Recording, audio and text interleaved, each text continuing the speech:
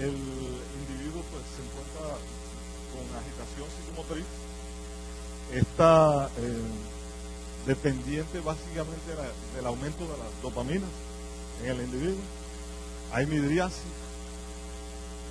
sudoración, hipertensión arterial más de la mano con el aumento de las catecolaminas, taquicardia, psicosis, y ya en intoxicaciones severas, convulsiones, hipertermia. Ojo que siempre que vean hipertermia es de mal pronóstico y hay que actuar de inmediato para tratar de bajar esa temperatura en ese individuo. Hemorragia intracerebral y el famoso infarto al miocardio. Ojo que el dolor precordial es muy frecuente y solo vamos a encontrar infartos en el 6% de los casos de dolor precordial. Pero hay algunos casos donde se combina la cocaína con el alcohol, que genera a nivel hepático un metabolito que es el cocaetanol, que aumenta la vida media de la sustancia en el organismo. Por tanto, podemos ver infartos después de las 24 horas de exposición, justamente porque la vida media del individuo ha aumentado y el estado de agitación del individuo, la euforia también es prolongada. ¿Sí?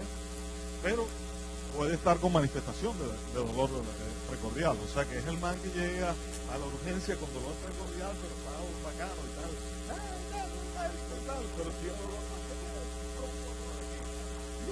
agitado, justamente por la misma droga.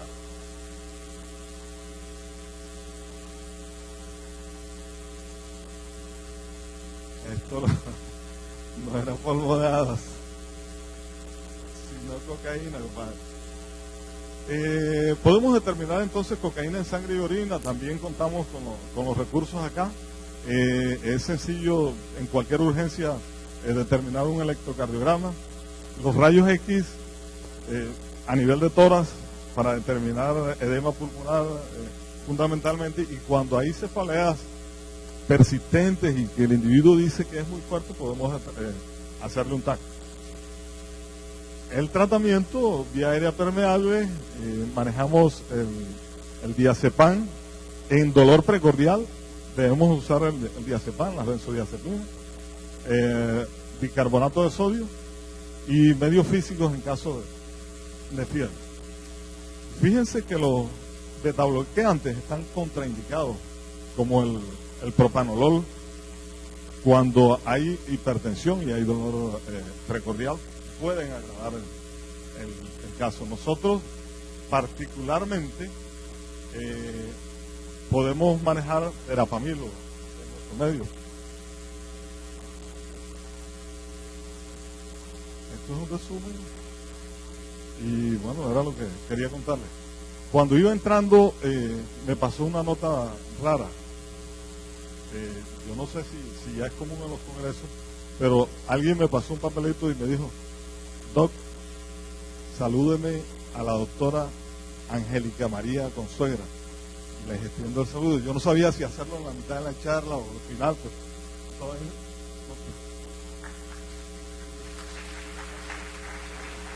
Muchas gracias, sí, muy importante tu aporte.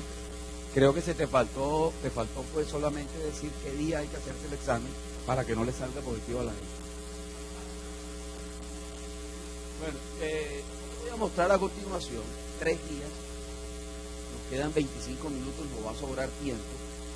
Yo creo que pueden hacer preguntas en ese lapso, o si alguno quiere, se monta acá y nos cuenta en quiz. Esta es la guía de dengue.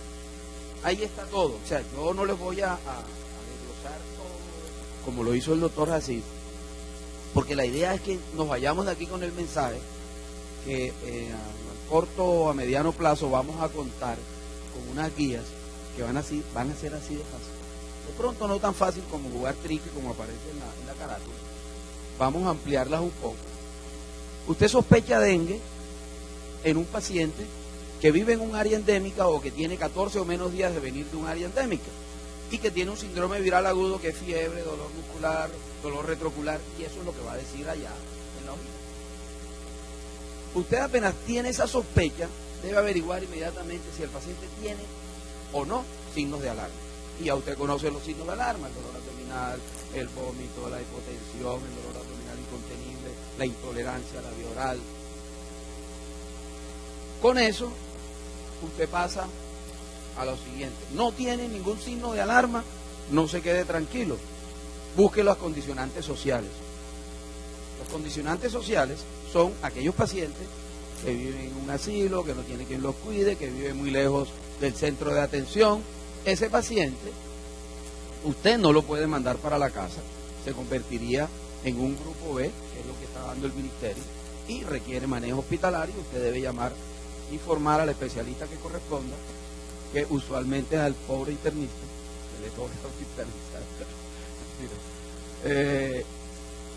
Los otros son los extremos de la vida: pacientes menores a 5 años, pacientes mayores a 65 años, VIH, inmunosupresión, hipertensión, falla cardíaca y embarazadas. Si usted no tiene nada de eso, eso es un grupo A. Si tiene más de 100.000 plaquetas, ese paciente lo puede mandar para su casa. Recomendaciones: vigilancia, abundantes líquidos y acetaminofén en la dosis que corresponde. Si el paciente tiene alguna de esas condiciones, ya sea riesgo social o comorbilidades, debe hospitalizarse, usted debe llamar al especialista.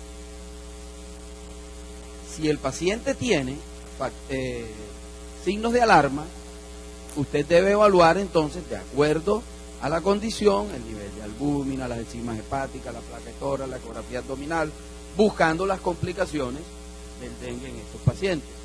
En esos pacientes que tienen signos de alarma, usted toma 2. Si es solamente con signos de alarma, o si el paciente tiene datos de dengue severo. El que solo tiene signos de alarma es el paciente que le duele el abdomen, que tiene menos de 100.000 plaquetas, que puede estar deshidratado, pero que no requiere una atención inmediata, cuidados intensivos, no está choqueado, no tiene una hemorragia masiva. Ese paciente es un grupo B, usted lo hospitaliza, llama al especialista, y el manejo, ustedes saben que para el dengue no hay nada mejor que el agua y el acetaminofén y la buena televisión. Y el paciente aquel que tiene compromiso hepático severo, que tiene trombocitopenias extremas, leucopenia extrema, shock, es un paciente que va directamente ahí. Y ahí termina la guía. Hipoglicemia. Es muy frecuente ver nosotros en la urgencia paciente que llegó con la glicemia baja, el doctor le puso un bolito de glucosa y lo acostó a esperar que venga el especialista. Cuando uno llega a las 2 horas, a veces más tarde, algunos llegan más tarde, encuentra al paciente todavía con 20 de glicemia. Por favor, no hay nada más peligroso para un diabético que la hipoglicemia. Acuérdense que esto ha incrementado la muerte cardiovascular, y si el paciente dura mucho tiempo en hipoglicemia, puede quedar con una secuela permanente. Esta es toda la guía de hipoglicemia, no tiene más de 15 pasos. Vamos a aumentarla. Esta tiene un atributo muy importante, que no la hizo ningún especialista de nuestro medio, la hizo una residente de medicina interna de la Libre. Tengo varias guías que ellos han aportado, para que vean que aquí podemos participar todos. Hay algunos médicos generales, como el doctor Charles, que es instructor de la AJA de reanimación cardiopulmonar, que hizo su aporte, y estoy esperando la de algunos otros médicos generales, el aporte de ellos.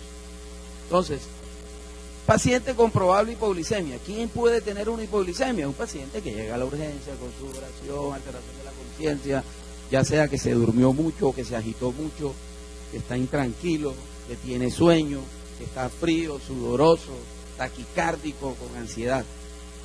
La mayoría son pacientes diabéticos que están consumiendo ya sea insulina o hipoglicemiantes orales. Algunos ya hablan que glicemias por debajo de 80 o cualquier cifra de glicemia, que usualmente son glicemias menores a 100, sobre todo en pacientes diabéticos que están acostumbrados a manejar cifras glicémicas muy altas.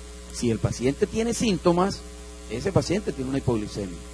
La mayoría de los textos hablan de 70, Ya no muchos, por favor, ya no vean mucho esos que dicen 50, 40, 60. ¿No? Un paciente que tiene menos de 70 de glicemia está en muy alto riesgo de padecer hipoglicemia, y si tiene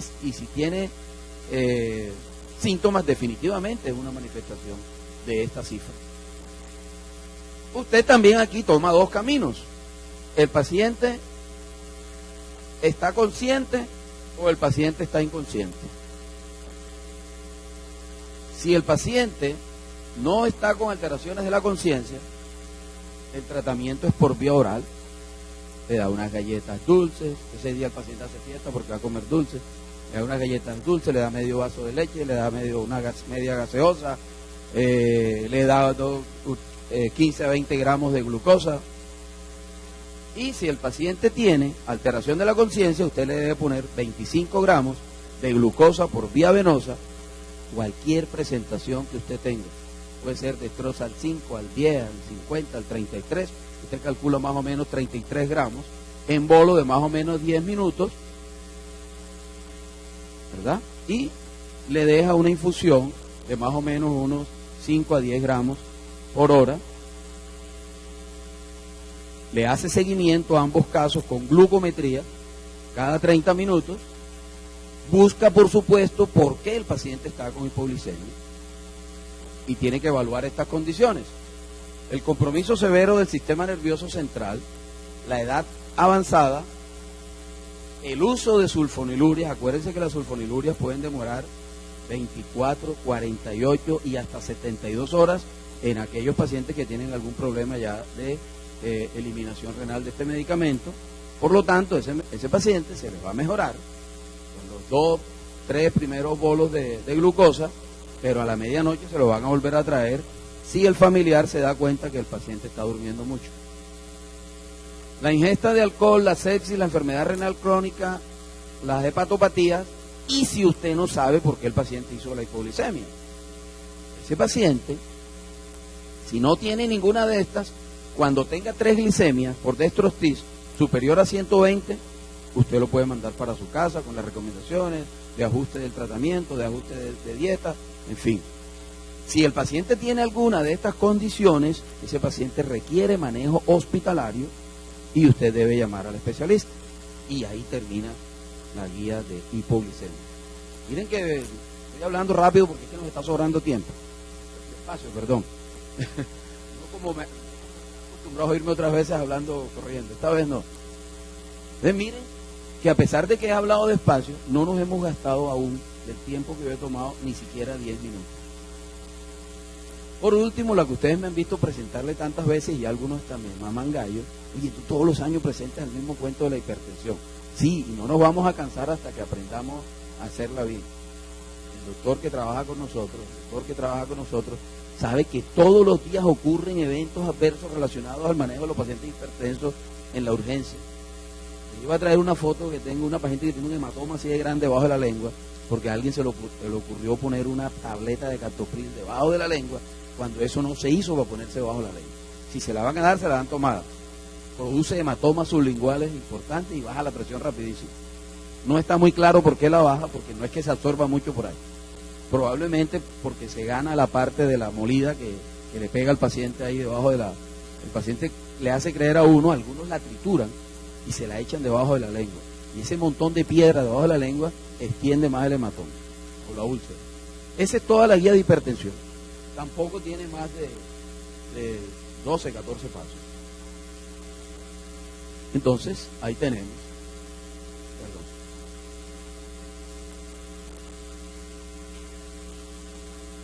Presión arterial severamente elevada en el servicio de urgencia. Usualmente esto está tasado alrededor de los 180, 110. Usted le llega un paciente con 180, 110, usted debe que evaluar con la historia clínica, el examen físico y algunos paraclínicos necesarios. En la guía ahí van a ver algunos que son casi básicos, pero usted le va a pedir un TAC cerebral al que tenga manifestaciones neurológicas. Usted le va a pedir al paciente un TAC de tórax si el paciente tiene datos de disección aórtica. Entonces no hay exámenes universales para la hipertensión. Están dirigidos por la necesidad. Lo primero que usted tiene que evaluar, si ese paciente tiene esas cifras tan elevadas, si tiene lesión aguda de órgano blanco o si no tiene. Y eso lo encuentra usted con el examen físico y la historia clínica. Si el paciente no tiene lesión aguda de órgano blanco, dentro de su historia usted puede llegar a saber si él ya tiene una lesión previa por hipertensión. Es decir, si ese paciente tiene falla cardíaca, si tiene falla renal, si ha tenido SB, si ha tenido infarto agudo del miocardio, y toma la ruta del no tiene nada de eso, entonces eso se llama simplemente hipertensión severa aislada, no requiere grandes cosas. Reposo 30 minutos. Si a los 30 minutos de tener ese paciente sentado en un sitio tranquilo, no tan frío como son las urgencias de la costa, yo nunca he entendido por qué las urgencias aquí en Barranquilla son tan frías, siéntelo en un sitio tranquilo, cómodo, háblele, interróguelo, mire qué le está pasando, y a los 30 minutos la presión redujo 20 o más por ciento, o está ya por debajo de 180, 110, bingo, ese paciente se va para su casa. Le hace las recomendaciones que usted considere pertinentes, lo cita a las 24 horas. Si eso no pasa, no redujo el 20% ni llegó a menos de 180, 110, le inicia o le ajusta medicamentos. No den medicamentos de acción rápida. No den dosis exageradas de medicamentos. Afortunadamente ya la nifedipina, esa sublingual ya casi creo que no se consigue, pero eso produjo una cantidad de daños muy importante. Si el paciente tiene lesión previa de órgano blanco, es lo que nosotros hemos aprendido durante todo el tiempo como urgencia hipertensiva. Es decir, ese es un paciente que en cualquier momento, si usted lo deja con esa presión alta, va a terminar en una emergencia hipertensiva. Y ese grupo de pacientes, algunos autores ya lo llaman así, hipertensión severa de riesgo indeterminado. ¿Por qué de riesgo indeterminado? Porque no está muy claro en la literatura que si yo no trato a ese paciente de una manera rápida, o sea, no está claro si es realmente una urgencia hipertensiva o no. Sin embargo, uno debe asegurarse que un paciente que ya tuvo un infarto, un paciente que ya tuvo un SB, no lo dejemos 72 horas, una semana con esa presión tan severa. Entonces, la recomendación es, aquí iniciamos medicamento de uno para evitarle el riesgo al paciente. Lo dejamos en reposo 60 minutos con la misma recomendación de la anterior. Dosis baja, medicamentos de acción lenta, o sea, estos que empiezan entre 30 y 60 minutos su acción, captopril, enalapril, algún calciantagonista. Lo deja en reposo 1 hora y la misma meta. Si bajó 20% o menos, o si llegó a menos de 120-80, le da alta con el tratamiento que usted le ajustó al paciente. Lo cita a la consulta externa y si no, usted llame al especialista porque probablemente ese paciente hay que hospitalizarlo y algunos pueden requerir incluso tratamiento endovenoso. Algunos de estos pacientes se pueden dejar 6 horas, 8 horas hasta que se logre la meta.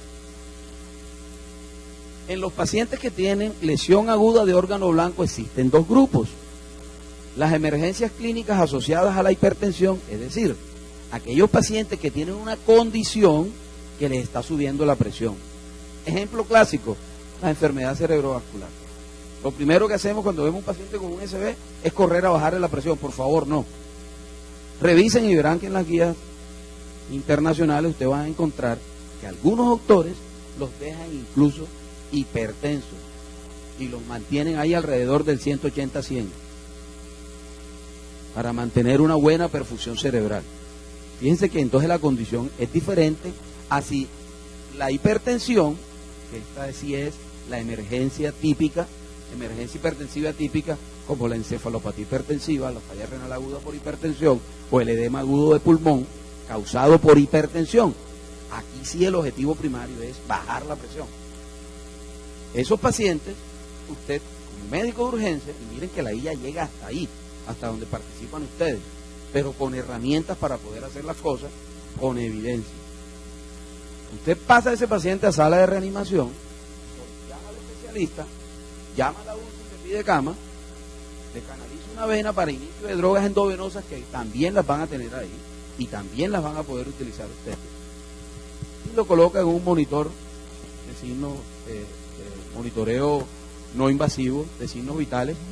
Cuando llegue a la UCI le pondrán una línea arterial, pero en la urgencia usted va a poner un monitor no invasivo. Y ahí llega la guía de hipertensión. Y todavía nos queda tiempo.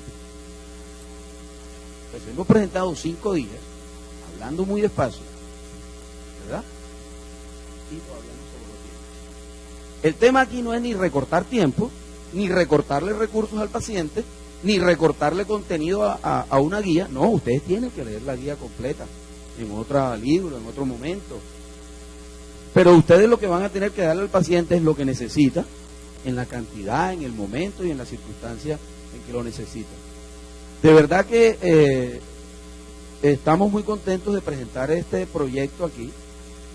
Creemos que ya está llegando a culminarse. Y muchas gracias a SOMED por permitirnos ponerlo a la orden de ustedes.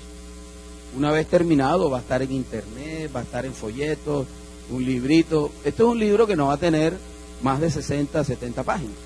Si logramos que algunos colegas cumplan, no digo los nombres dije que los iba a boletear aquí públicamente, pero no lo voy a hacer, de verdad me da pena.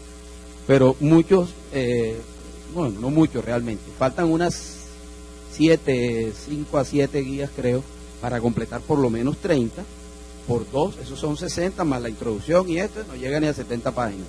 Miren que una sola guía para atención en urgencias puede contener solamente esas 70 páginas. Aquí vamos a tener 30 guías en un folleto muy pequeño.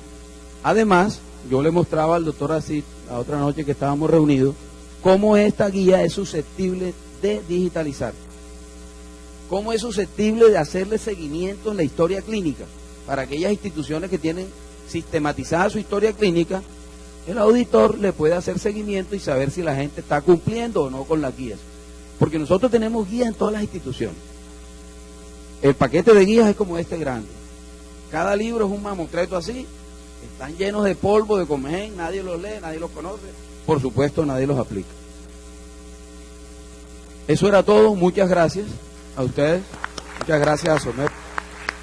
Gracias al doctor Wilson y al doctor Asid, excelente exposición.